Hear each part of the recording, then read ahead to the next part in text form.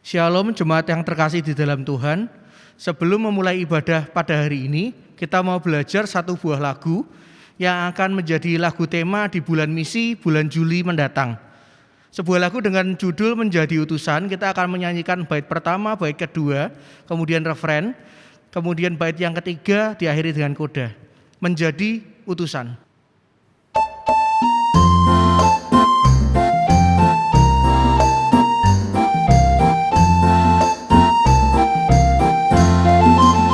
Terima kasih Tuhan atas kurnia-Mu yang berlimpah ke atas umat-Mu.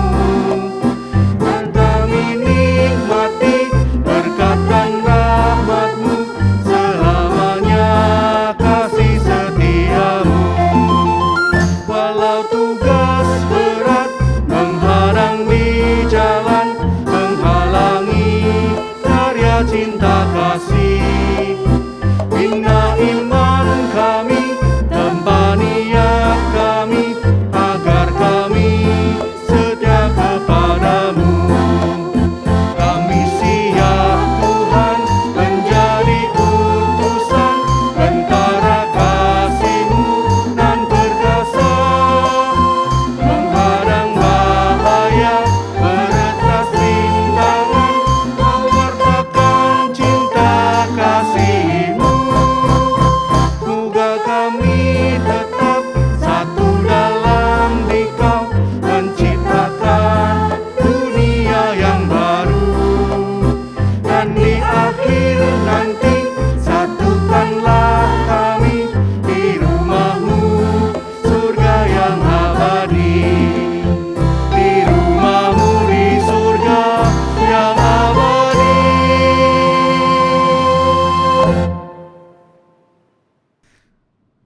Selamat pagi anggota jemaat dan simpatisan GKI Karangsaru, serta para pendengar siaran Radio Uktus dan pemirsa siaran ibadah minggu ini dimanapun berada.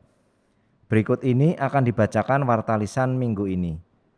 Berdasarkan Surat Edaran Menteri Agama Republik Indonesia nomor SE 13 tahun 2021 tertanggal 15 Juni 2021 tentang pembatasan pelaksanaan kegiatan keagamaan di rumah ibadah, terutama di daerah zona merah, serta perkembangan terkini situasi Kota Semarang dan sekitarnya berkaitan dengan pandemi COVID-19, maka Majelis Jemaat GKI Karangsaru memutuskan untuk kembali menyelenggarakan ibadah minggu hanya secara online mulai Minggu 20 Juni 2021 hingga pemberitahuan selanjutnya.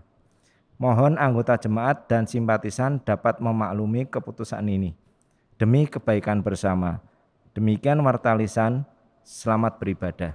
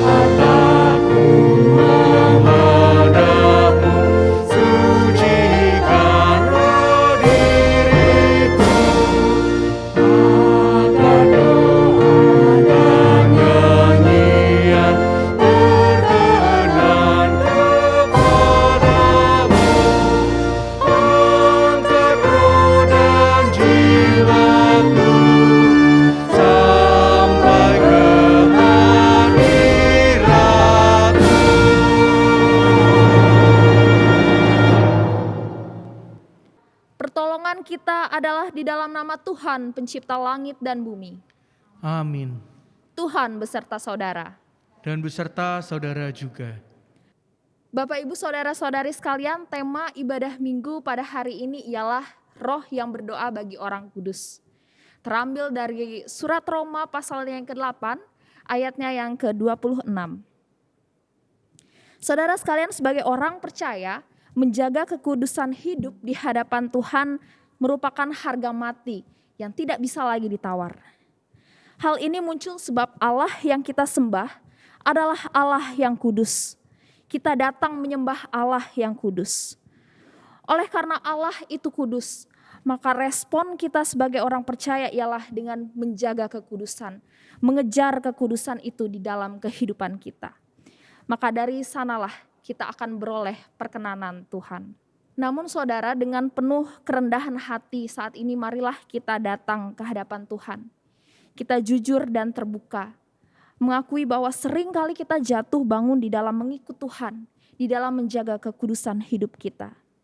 Keinginan kita ialah untuk mempermuliakan nama Tuhan, melakukan hal-hal yang berkenan dan menyenangkan hati Tuhan. Namun seringkali pada akhirnya yang buruklah yang kita lakukan. Mari Bapak Ibu Saudara, pada saat ini kita datang, tunduk dan mengambil waktu teduh di hadapan Tuhan. Kita akui dan mohon ampun dari Tuhan atas segala kegagalan-kegagalan kita di dalam menjaga hidup kudus di hadapannya. Mari kita ambil waktu teduh sejenak.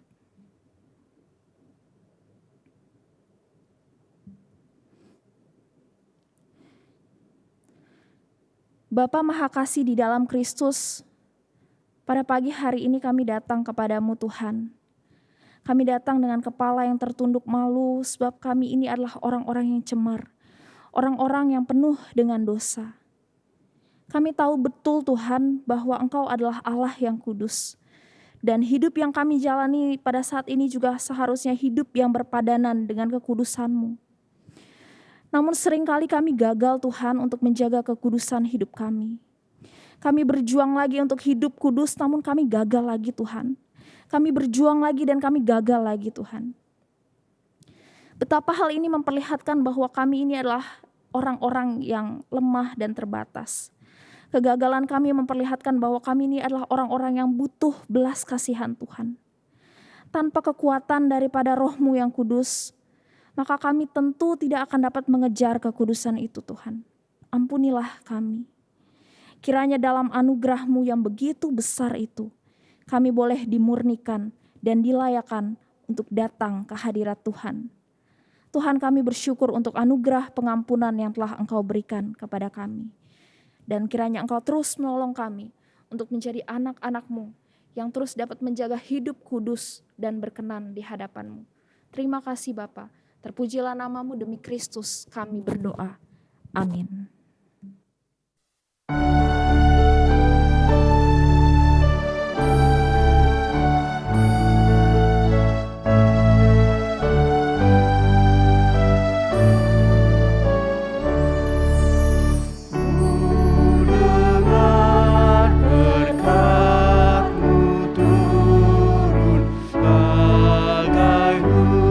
Hujan yang lebat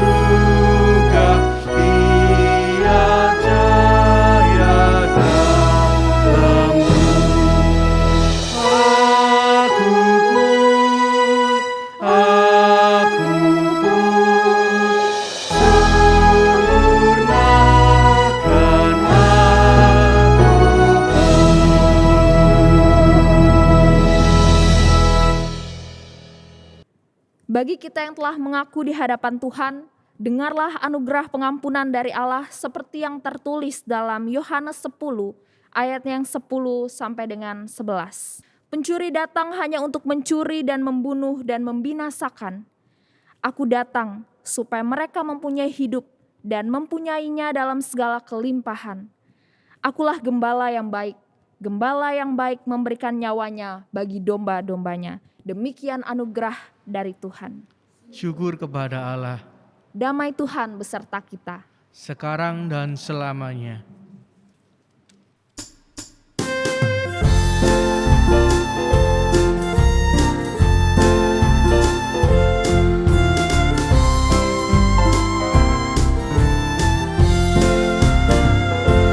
Kau yang cemar dan terhilang, darahnya akan bebaskan. Kau yang malang diselamatkan, juga aku yang hina. Karena ku tahu, sungguh ku tahu, darah Yesus memasuk dosa kita. Karena ku tahu, sungguh ku tahu, darah Yesus memasuk dosa kita.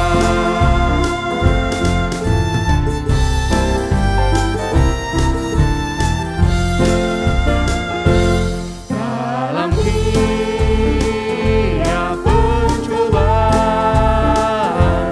Kau Tuhan selalu dekat. Dia tuntun ku lewati terjangnya jalan hidup. Karena ku tahu, sungguh ku tahu, darah Yesus memasuk dosa kita. Karena ku tahu, sungguh ku tahu, darah Yesus memasuk dosa kita.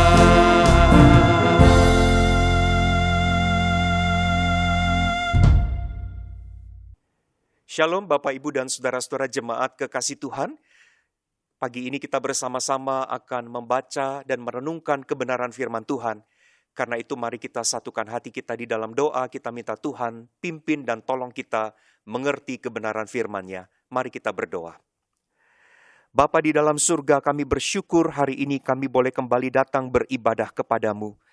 Sekalipun masih di dalam segala keterbatasan, tetapi kami percaya bahwa kami boleh mengalami perjumpaan dengan Tuhan di dalam segala keterbatasan yang sedang kami hadapi.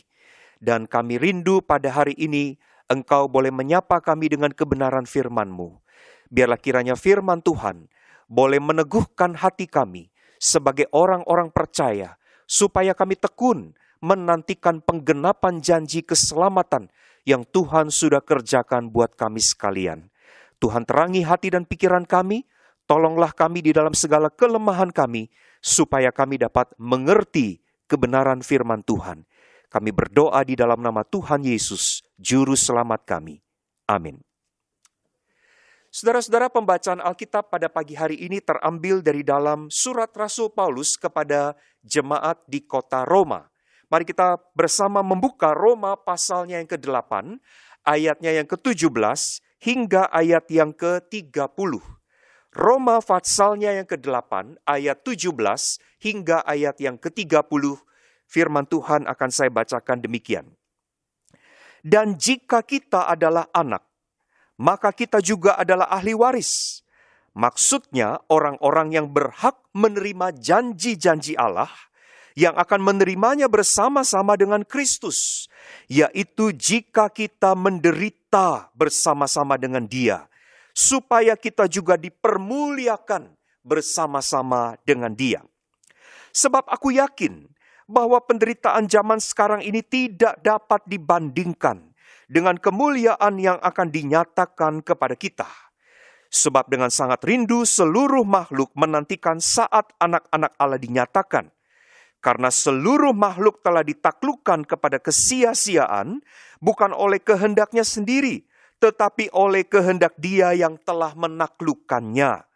Tetapi dalam pengharapan, karena makhluk itu sendiri juga akan dimerdekakan dari perbudakan kebinasaan dan masuk ke dalam kemerdekaan kemuliaan anak-anak Allah.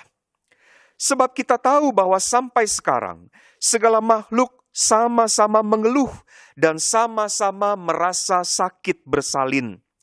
Dan bukan hanya mereka saja, tetapi kita yang telah menerima karunia sulung roh, kita juga mengeluh dalam hati kita sambil menantikan pengangkatan sebagai anak, yaitu pembebasan tubuh kita.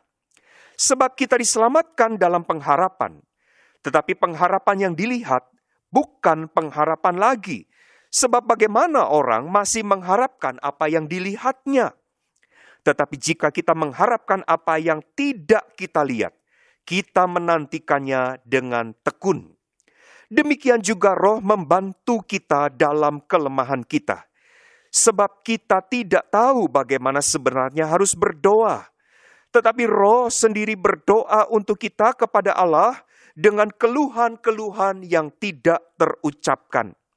Dan Allah yang menyelidiki hati nurani mengetahui maksud Roh itu, yaitu bahwa Ia sesuai dengan kehendak Allah berdoa untuk orang-orang kudus.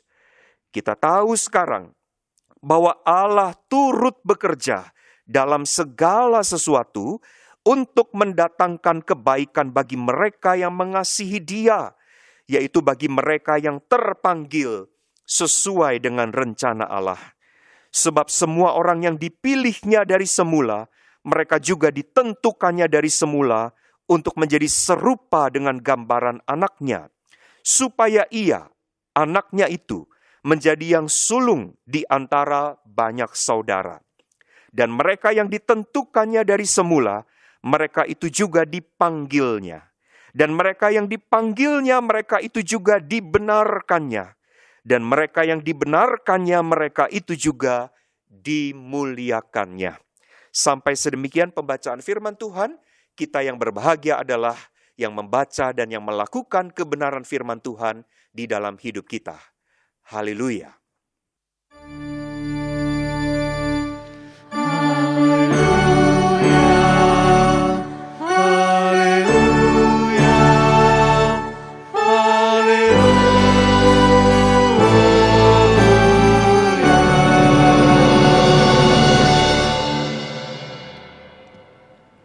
Bapak, Ibu, dan saudara-saudara yang kekasih di dalam Tuhan Yesus Kristus, tema khotbah pada hari ini adalah Roh yang berdoa bagi orang kudus. Saudara-saudara, di sebuah desa ada sepasang pemuda-pemudi yang mempunyai relasi sebagai sepasang kekasih. Saudara-saudara, beberapa waktu lamanya pasangan kekasih ini menjalin relasi mereka. Dan tiba saatnya mereka ingin memasuki tahap selanjutnya, yaitu ke dalam tahap pernikahan, membangun rumah tangga. Tetapi saudara-saudara, secara ekonomi ternyata kedua orang ini belum terlalu siap. Mereka belum memiliki cukup uang dan barang-barang untuk bisa membangun keluarga bersama-sama.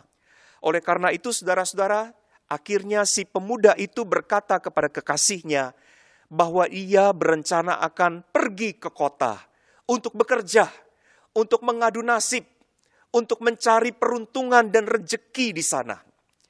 Saudara-saudara, singkat cerita, pergilah akhirnya pemuda itu ke kota untuk mencari pekerjaan. Dan sang pemudi, kekasihnya itu tinggal di desa itu menantikan pemuda sang kekasihnya. Saudara-saudara, waktu berjalan sekian lama, 1 tahun, 2 tahun, 3 tahun, dan pemuda itu tetap masih mengadu nasib di kota. Sementara kekasihnya ini menunggu di desa. Saudara-saudara, banyak orang berkata kepada gadis ini, "Sudahlah, pasti kekasihmu sudah menemukan gadis lain di desa. Engkau tidak usah menunggunya. Kalau kamu menunggu pasti engkau kecewa. Saudara-saudara, awalnya gadis ini tidak mau menggubris perkataan orang-orang yang mencoba untuk meracuni pikirannya untuk melupakan kekasihnya. Gadis ini masih tetap berpikir bahwa sang pemuda kekasihnya pasti suatu saat akan kembali.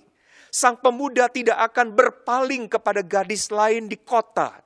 Dia yakin bahwa kekasihnya itu pasti akan kembali memenuhi janjinya. Saudara, waktu terus berjalan dan ternyata pemuda itu belum kembali juga. Dan banyak orang kemudian berkata kepada gadis itu, engkau tidak percaya. Kekasihmu itu sudah menemukan gadis lain di sana. Dan ada banyak pemuda di desa itu yang mencoba mendekati sang gadis dan mencoba untuk merayunya, untuk melupakan kekasihnya itu dan membuka hatinya untuk pemuda yang baru. Saudara, singkat cerita, pada akhirnya hati pemudi itu atau hati sang gadis itu kemudian menjadi goyah. Dia kemudian merasa bahwa kekasihnya itu pasti sudah melupakan dia. Dia berpikir bahwa pemuda kekasihnya itu pasti sudah menemukan gadis lain di kota dan melupakan janjinya kepadanya. Akhirnya saudara-saudara, dia membuka hatinya untuk pemuda lain di desa itu dan menikahlah mereka. Saudara-saudara, selang beberapa waktu setelah pernikahan itu ternyata tidak lama kemudian pemuda itu kembali. Pemuda kekasihnya itu kembali dari kota dan mendapati bahwa ternyata gadis kekasihnya itu sudah menikah dengan pria lain. Betapa hancur hatinya, betapa kecewanya pemuda itu karena ternyata gadis kekasihnya itu tidak mampu untuk setia menunggu kedatangannya. Saudara-saudara, ilustrasi ini saudara-saudara menggambarkan sebetulnya apa yang juga sedang terjadi pada kita orang-orang percaya. Saudara, hari ini saudara dan saya ada di dalam masa penantian. Penantian akan kedatangan Kristus yang kedua kali. Penantian akan penggenapan keselamatan. Seperti yang dikatakan oleh Rasul Paulus, bahwa kita sedang menanti penggenapan saat anak-anak Allah itu dinyatakan atau dimuliakan. Saudara-saudara, Tuhan Yesus berjanji bahwa Dia akan datang kembali untuk menjemput dan membawa kita sekalian masuk ke dalam kemuliaannya. Nah, saudara-saudara, pada waktu kita sedang menanti, apa yang dibutuhkan? Yang dibutuhkan adalah ketekunan. Kalau kita baca saudara-saudara di dalam firman Tuhan yang tadi sudah saya bacakan, saudara-saudara, dikatakan bahwa yang dibutuhkan adalah kita menanti dengan tekun. Saudara-saudara, dalam penantian itu ada banyak hal yang saudara dan saya hadapi. Masa penantian itu saudara-saudara adalah masa penantian yang tidak mudah untuk kita jalani. Ada setidaknya 2 gangguan yang kita hadapi di dalam masa penantian. Yang pertama, saudara-saudara, adalah gangguan dari dunia yang sudah tercemar dan penuh kerusakan karena dosa ini, yaitu berupa penderitaan, sakit, penyakit, kesusahan, kejahatan, dan lain sebagainya. Saudara-saudara, pengalaman kita sebagai orang-orang percaya yang sedang menanti penggenapan keselamatan, bahwa kita pun, kata Rasul Paulus, kita yang telah menerima karunia sulung roh, kita pun saudara-saudara mengeluh di dalam hati kita atau di dalam hidup kita.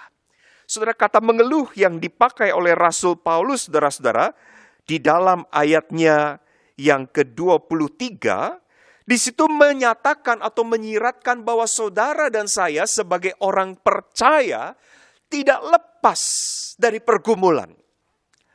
Ada penderitaan, ada sakit penyakit, ada kesusahan, ada pergumulan, ada masalah-masalah yang kita harus hadapi di dalam kehidupan kita. Entah itu di dalam rumah tangga, entah itu di dalam usaha atau pekerjaan, entah itu berupa pergumulan sakit penyakit yang harus kita derita, yang membuat kita begitu menderita ketika kita harus menjalaninya. Saudara-saudara, saya sebutkan ini adalah godaan yang pertama, yang membuat kadang-kadang kita tidak bisa menanti dengan tekun sampai kedatangan Kristus yang kedua kali. Yang membuat kita tidak bisa menanti dengan tekun kedatangan Kristus yang berjanji untuk menjemput dan membawa kita masuk di dalam kemuliaannya dan memberikan kepada kita penggenapan keselamatan yang sudah Dia kerjakan di atas kayu salib. Saudara-saudara, di dalam penderitaan itu ada banyak orang kehilangan iman. Di dalam penderitaan ada banyak orang mulai goyah seperti gadis tadi di dalam ilustrasi yang saya ceritakan. Hati kita bisa goyah. Betulkah Tuhan mengasihi saya? Betulkah saya ini harus mengikut Tuhan? Haruskah saya menempuh jalan Tuhan? Atau saya bisa menempuh cara lain atau jalan lain untuk bisa menyelesaikan persoalan-persoalan di dalam hidup saya? Saudara-saudara, ketekunan kita diuji manakala kita ada di dalam penderitaan. Yang kedua, saudara-saudara, yang menjadi gangguan di dalam masa penantian bukan hanya penderitaan atau kesusahan, bukan hanya sakit penyakit atau kejahatan-kejahatan yang harus kita hadapi di dalam dunia ini, tetapi juga godaan untuk berbuat dosa. Saudara-saudara dan saya sudah diselamatkan, benar. Tetapi saudara dan saya masih tinggal di dalam tubuh kita yang berdosa ini. Kedagingan kita yang seringkali membawa kita, menggoda kita untuk memuaskan hawa nafsu kedagingan itu dengan perbuatan-perbuatan dosa. Sementara kita juga tinggal di tengah-tengah dunia yang menawarkan kepada kita begitu banyak godaan-godaan untuk memuaskan hawa nafsu kedagingan kita. Saudara-saudara, ini adalah godaan yang juga tidak kalah besar yang kita hadapi selaku orang-orang percaya yang sedang berada di dalam masa penantian. Godaan untuk berbuat dosa. Banyak anak-anak Tuhan, saudara-saudara, tidak bisa menanti dengan tekun. Tidak bisa menanti dengan setia kedatangan Kristus yang kedua kali. Menanti dengan setia penggenapan keselamatan yang sudah dikerjakan oleh Kristus. Karena banyak anak-anak Tuhan akhirnya hidup kembali di dalam dosa. Berkubang kembali ke dalam dosa. Melakukan kembali kebiasaan-kebiasaan hidupnya. Seperti sebelum dia mengenal dan percaya kepada Kristus. Saudara-saudara, dua hal ini yang seringkali membuat kita tidak bisa menanti dengan tekun. Dua hal ini yang membuat kita menjadi seperti gadis di dalam kisah itu. Ketika sang kekasih datang, didapati bahwa gadis itu sudah ingkar dari janjinya. Gadis itu tidak bisa bertekun menanti sampai waktunya. Saudara-saudara, Tuhan tahu bahwa saudara dan saya menghadapi godaan yang amat besar. Tuhan tahu bahwa saudara dan saya diperhadapkan dengan pergumulan dan penderitaan. Diperhadapkan dengan godaan-godaan dosa dan kedagingan-kedagingan kita. Karena itu saudara-saudara, di dalam bagian Alkitab yang kita baca, ternyata Allah tidak tinggal diam. Allah dikatakan oleh Rasul Paulus di dalam ayat yang ke-28, Allah itu bekerja dalam segala sesuatu.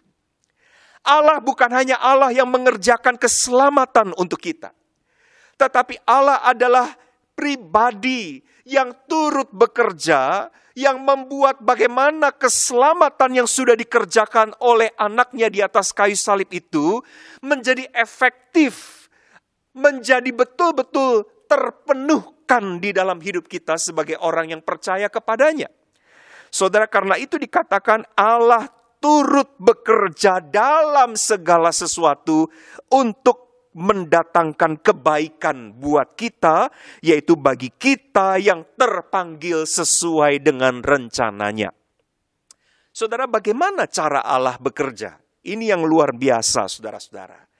Ternyata kita mempunyai penolong. Penolong, ada dua pribadi yang sebetulnya menolong kita. Memang di dalam bagian ini Paulus tidak berbicara tentang pribadi Yesus Kristus.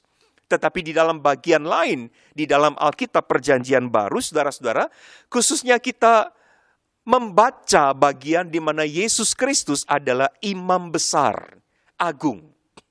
Yesus Kristus yang sudah naik ke surga itu, ternyata menjadi pengantara antara saudara dan saya dengan Allah. Antara orang-orang percaya dengan Allah. Yesus Kristus menjadi mediator, menjadi imam, menjadi pengantara untuk kita. Menyampaikan segala sesuatu tentang kita kepada Allah. Saudara-saudara, ini luar biasa. Yesus yang bertakhta dan bersemayam di sorga menjadi penolong buat kita untuk membuat supaya keselamatan yang sudah dikerjakan untuk orang-orang percaya akan penuh sampai pada akhirnya menjadi milik kita. Nah, saudara-saudara, di dalam bagian ini secara khusus dan terkait dengan tema kita pada hari ini, kita membaca tulisan Rasul Paulus bahwa bukan hanya Yesus Kristus yang menjadi penolong, tetapi juga pribadi Roh Kudus. Kita membaca, saudara-saudara, di dalam ayat yang ke-26 dikatakan, demikian juga Roh membantu kita dalam kelemahan kita, sebab kita tidak tahu bagaimana sebenarnya harus berdoa. Tetapi Roh sendiri berdoa untuk kita kepada Allah dengan keluhan-keluhan yang tidak terucapkan. Saudara-saudara, Paulus secara spesifik di sini membahas tentang karya Roh Kudus di dalam kehidupan orang percaya. Roh Kudus bukan hanya melahirbarukan kita. Roh Kudus bukan hanya di awal menyadarkan kita akan dosa-dosa kita. Roh Kudus bukan hanya meyakinkan kita tentang keselamatan dan karya penebusan yang dikerjakan Yesus Kristus di atas kayu salib. Tetapi setelah saudara dan saya menjadi orang percaya, Roh Kudus tetap bekerja. Nah, apa pekerjaan Roh Kudus di dalam hidup kita? Saudara, dikatakan di dalam bagian ini, Roh itu turut bekerja. Dia membantu kita dalam kelemahan kita. Saudara, menarik kata membantu di dalam ayat 26. Dipakai satu kata kerja di dalam bahasa Yunani yang di dalamnya sebetulnya terdapat satu makna bekerja bersama. Jadi kalau mau diterjemahkan secara hurufiah, saudara-saudara, ayat itu akan berkata, demikian juga Roh Kudus, Roh, bekerja bersama dengan kita di dalam pergumulan dan kelemahan-kelemahan yang kita hadapi. Saudara, betapa dahsyatnya. Ternyata kita tidak bergumul menghadapi penderitaan di dunia ini sendirian. Kita tidak bergumul menghadapi masalah-masalah kita sendirian. Kita tidak hanya menghadapi godaan-godaan untuk berbuat dosa dengan kekuatan kita sendiri. Tetapi Roh dikatakan bekerja bersama-sama dengan kita. Nah, bagaimana cara Roh Kudus bekerja bersama dengan kita? Di situ dikatakan Roh berdoa untuk kita kepada Allah dengan keluhan-keluhan yang tidak terucapkan. Saudara-saudara, ketika kita menghadapi penderitaan, kesusahan, aniaya, masalah-masalah, apa yang seringkali kita minta kepada Tuhan di dalam saat-saat seperti itu. Pasti kecenderungan kita akan berdoa supaya Tuhan melepaskan kita dari penderitaan, bukan? Pasti pada waktu saudara dan saya menghadapi kesusahan, kita minta supaya Tuhan mengakhiri kesusahan itu. Pasti pada waktu kita menghadapi masalah, kita minta kepada Tuhan, Tuhan berikanlah penyelesaian terhadap masalah yang sedang saya hadapi. Kita kadang memintanya dengan instan, kita kadang memintanya dengan mudah, kita minta supaya Tuhan turun tangan dengan cepat untuk mengubah situasi yang sedang kita hadapi. Padahal saudara-saudara, sadarkah kita bahwa ternyata seringkali Tuhan justru bekerja menggunakan atau memakai penderitaan untuk memproses kita. Setelah kita dibenarkan atau setelah kita diselamatkan, ada satu proses yang disebut dengan pengudusan, sanctification.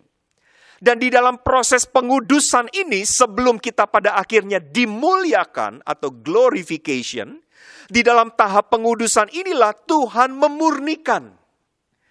Seperti seseorang memurnikan emas.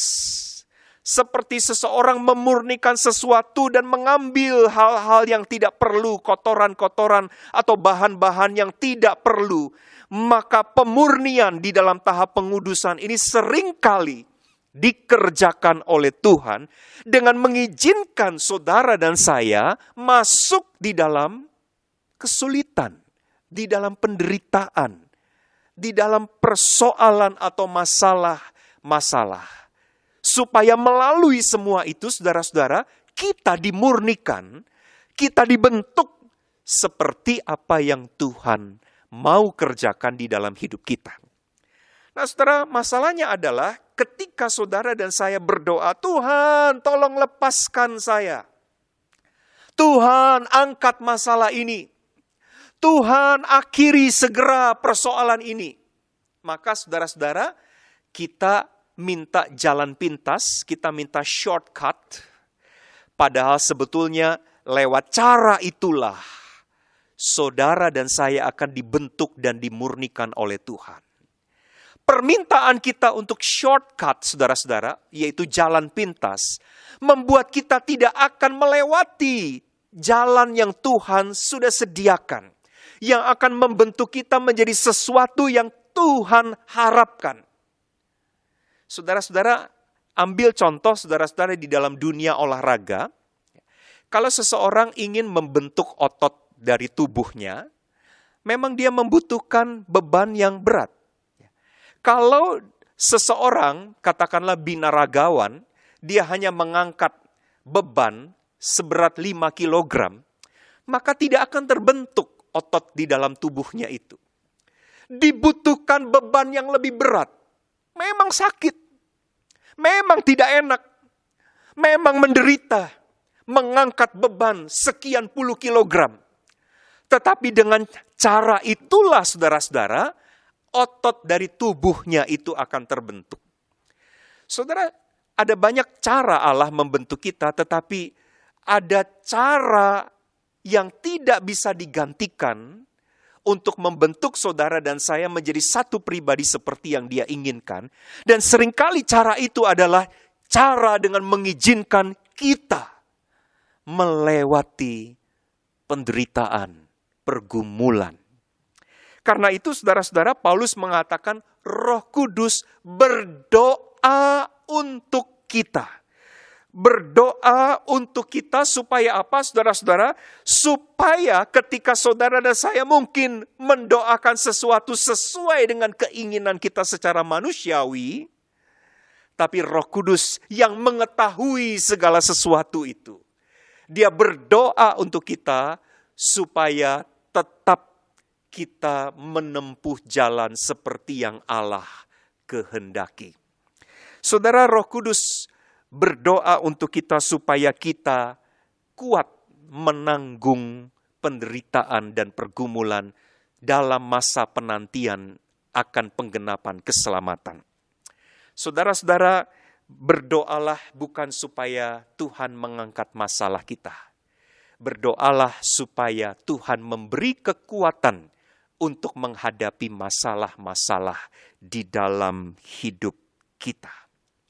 Bagian kita adalah kita minta supaya kita diberi kekuatan untuk bertekun. Bertekun sekalipun kita menghadapi kenyataan bahwa kita menderita. Bertekun sekalipun kita harus menghadapi pergumulan. Bagian kita adalah bertekun, bagian Roh Kudus adalah dia mendoakan supaya proses ini, proses yang Allah rancang buat kita ini, akan terjadi di dalam hidup kita. Bukan seperti yang kita inginkan, tetapi seperti yang Allah maksudkan. Bukan hanya itu, saudara-saudara, yang menjadi doa dari Roh Kudus. Yang kedua adalah Roh Kudus berdoa supaya kita juga bisa memilih yang benar. Memilih yang benar. Saya tadi sempat mengatakan bahwa dalam dunia ini, saudara-saudara, salah satu godaan terbesar untuk kita bisa menanti dengan tekun adalah godaan dosa. Baik itu datang dari dalam diri kita, dari kedagingan kita, ataupun godaan yang didisplay, yang dipertunjukkan oleh dunia ini kepada kita. Saudara-saudara, sekalipun kita sudah percaya, kita tetap mempunyai satu kebebasan kehendak. Apakah kita akan hidup menurut roh atau hidup menurut daging, kata Rasul Paulus. Dan seringkali saudara-saudara kita tidak mampu untuk menang di dalam pilihan yang diperhadapkan kepada kita untuk memilih yang benar. Seringkali di dalam kedagingan kita yang begitu kuat, muncul satu dorongan, muncul satu hawa nafsu ingin dipuaskan.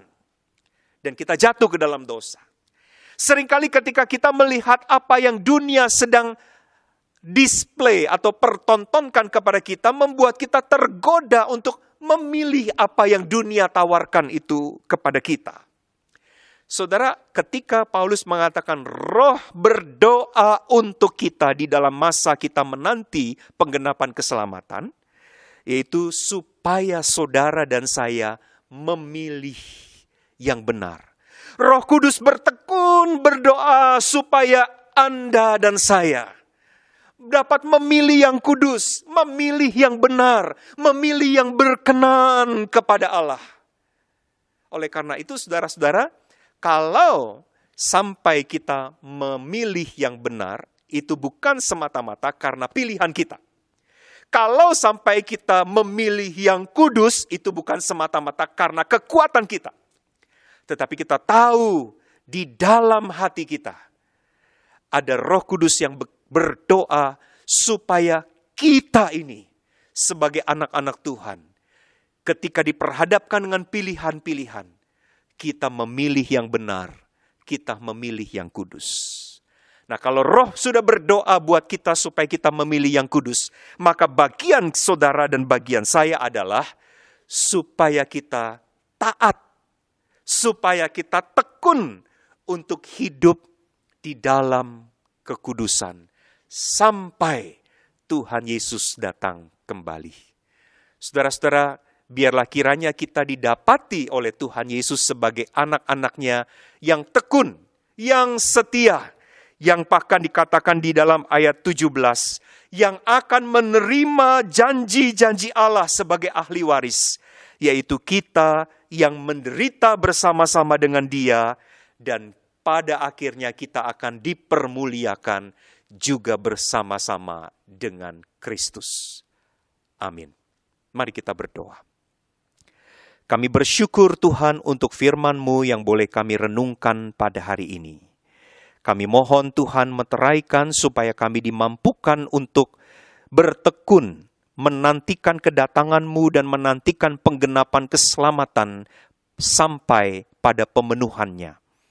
Tolonglah kami supaya kiranya kami boleh didapati setia pada akhirnya. Dan kami bersyukur untuk pekerjaan dan pertolongan Allah Roh Kudus di dalam kehidupan kami selaku orang percaya. Terima kasih Tuhan. Kami bersyukur di dalam nama Tuhan Yesus Kristus. Amin.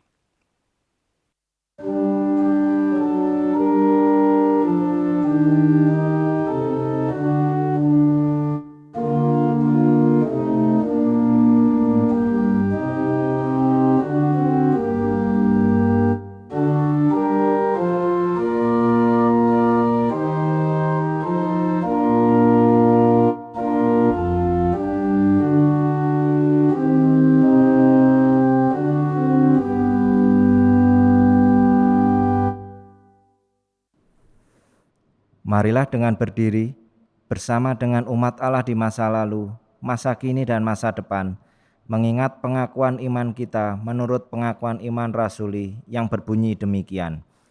Aku percaya kepada Allah, Bapa yang Maha Kuasa, Khalik langit dan bumi, dan kepada Yesus Kristus, anaknya yang tunggal Tuhan kita, yang dikandung dari Roh Kudus, lahir dari anak darah Maria, yang menderita sengsara di bawah pemerintahan Pontius Pilatus, disalibkan, mati dan dikuburkan, turun ke dalam kerajaan maut.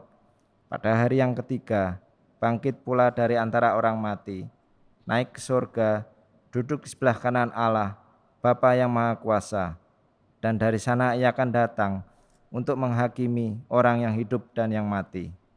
Aku percaya kepada Roh Kudus, gereja yang kudus dan am, persekutuan orang kudus, pengampunan dosa, kebangkitan orang mati, dan hidup yang kekal. Amin. Bapak Ibu Saudara yang terkasih di dalam Tuhan Yesus Kristus, pada pagi hari ini kita juga akan berdoa bagi beberapa hal. Yang pertama, kita berdoa untuk penanganan COVID-19 yang masih menjadi permasalahan global. Selanjutnya kita juga berdoa untuk jemaat Tuhan yang pada saat ini sedang sakit maupun sedang dalam masa pemulihan. Kita juga berdoa untuk jemaat Tuhan yang pada saat hari ini sedang mengalami kedukaan. Dan yang terakhir kita juga berdoa bagi semua gereja yang saat ini sedang menyelenggarakan ibadah baik secara online maupun onsite. Mari kita tundukkan kepala, kita berdoa. Bapa yang baik, Bapa yang mengasihi kami, pada pagi hari ini kami datang kepadamu Tuhan. Kami membawa seruan doa kami kepadamu. Bapak, kami berdoa untuk penanganan COVID-19 di negara kami maupun di dunia. Tuhan, hari-hari ini kami mendengar kabar bahwa peningkatan kasus COVID setiap harinya semakin meningkat. Tuhan, kami berdoa kiranya dalam upaya yang dilakukan oleh pemerintah untuk menangani kasus ini kiranya boleh berjalan dengan lancar ya Tuhan. Kami berdoa untuk para tenaga medis, setiap rumah sakit yang menangani, ketersediaan obat-obatan, pendistribusian vaksin, maupun setiap dana yang dibutuhkan oleh pemerintah di dalam penanganan kasus ini. Tuhan, kiranya Engkau turut campur tangan. Tuhan, kiranya Engkau boleh memberikan hikmat juga dan kesadaran kepada setiap masyarakat yang ada untuk dapat menjalankan setiap protokol kesehatan dengan taat. Kami menyerahkan seluruhnya ini ke dalam tangan Tuhan. Kami juga berdoa Tuhan untuk seluruh jemaat-Mu yang pada saat ini sedang berada dalam kondisi kelemahan tubuh maupun sedang dalam masa-masa pemulihan. Tuhan, anugerahkanlah kepada kami kekuatan, berikan kepada kami daya tahan tubuh yang baik. Tuhan, tolong setiap kami yang sedang dalam masa-masa pemulihan. Tuhan, biarlah melalui setiap makanan, obat-obatan, waktu istirahat, boleh menjadi alat di tangan-Mu untuk membuat kesembuhan kami dari sehari ke sehari boleh semakin lebih baik. Tuhan, kami juga percaya dalam saat-saat seperti ini, saat-saat di mana kami sedang mengalami kelemahan tubuh, Tuhan tidak pernah berhenti menggandeng tangan kami. Tuhan tidak pernah meninggalkan kami sendiri. Karena kami tahu Engkau adalah Bapa yang baik. Tuhan, pada pagi ini kami juga berdoa untuk jemaat Tuhan yang saat ini sedang mengalami kedukaan akibat ditinggal oleh orang yang terkasih. Tuhan, kami percaya bahwa di tengah-tengah suasana duka, di tengah-tengah kesedihan kami, mungkin saat ini kami juga sedang merasa sendiri dan kesepian. Namun kami percaya Tuhan tidak pernah meninggalkan kami. Engkau hadir sebagai penolong, penghibur, dan juga yang memberi kekuatan kepada kami. Tuhan hadir sebagai gembala yang baik, yang memelihara, yang merawat kehidupan kami, dan yang terus berjalan bersama kami. Kami percaya Engkau adalah Allah yang sangat mengasihi kami.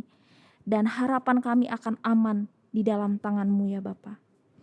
Kami juga berdoa Tuhan untuk setiap gereja dimanapun berada yang saat ini masih mengalami ibadah secara online maupun juga secara onsite.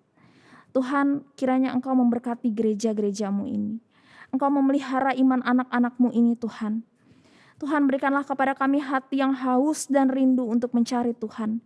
Biarlah sekalipun dalam situasi pandemi yang masih membatasi ruang gerak kami, namun kerohanian kami kepada Tuhan tidak menjadi kendor. Kerohanian kami justru semakin kuat di dalam Tuhan. Dan dimanapun anak Tuhan berada, mereka tidak menjadi kering, tapi mereka boleh tetap memiliki kerinduan akan Tuhan yang semakin dalam. Terima kasih Bapa yang baik. Demikianlah doa ini kami sampaikan di dalam nama Tuhan Yesus Kristus yang sudah mengajar kami berdoa demikian. Bapa kami yang di surga, dikuduskanlah namamu, datanglah kerajaanmu, jadilah kehendak-Mu di bumi seperti di surga. Berikanlah pada kami hari ini makanan kami yang secukupnya, dan ampunilah kami akan kesalahan kami, seperti kami juga mengampuni orang yang bersalah kepada kami.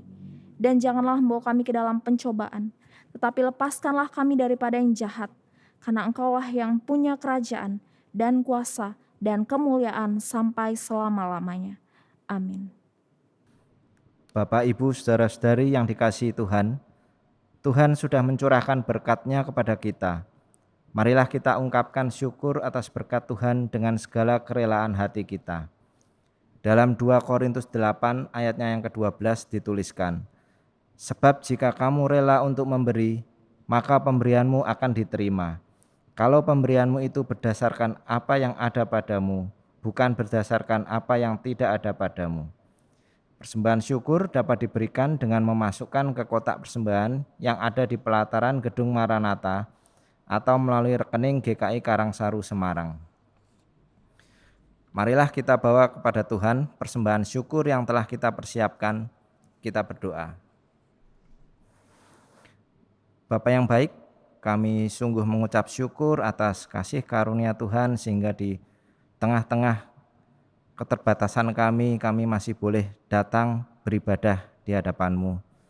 Saat ini kami datang dengan persembahan yang sudah kami persiapkan sebagai ucapan syukur kami. Tuhan berkati persembahan kami, Tuhan kuduskan.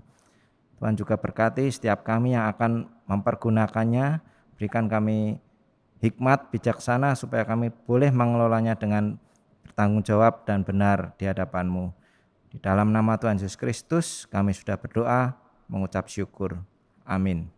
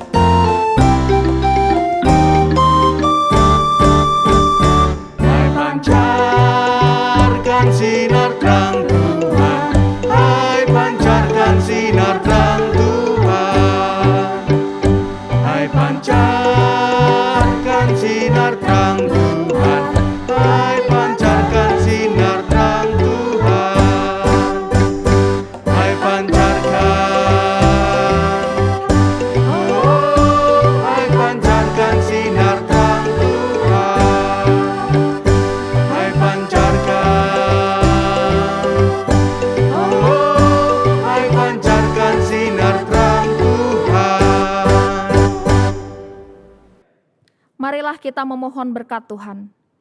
Kiranya kasih karunia Tuhan Yesus Kristus, cinta kasih Allah, dan persekutuan Roh Kudus menyertai kita. Amin.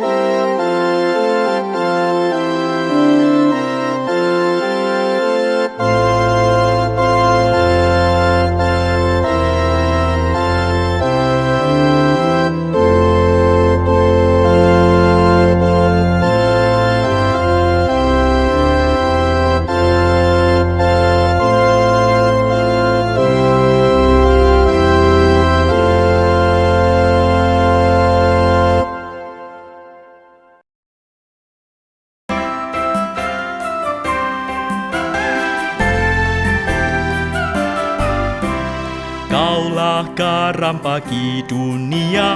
Garam kerajaannya memberi rasa kehidupan dalam kerajaannya.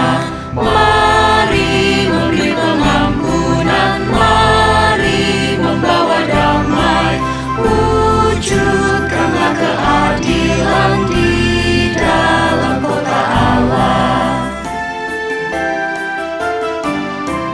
Kaulah terang di atas bukit, terang untuk kota Allah. Bersinarlah dengan terang Bagi kerajaannya, mari memberi pengampunan, mari membawa damai, wujudkanlah keadilan di dalam kota Allah.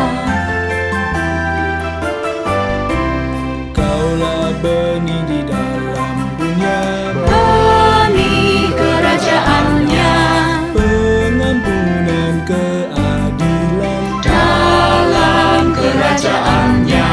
Mari memberi pengampunan, mari membawa damai, wujudkanlah keadilan di dalam kota Allah.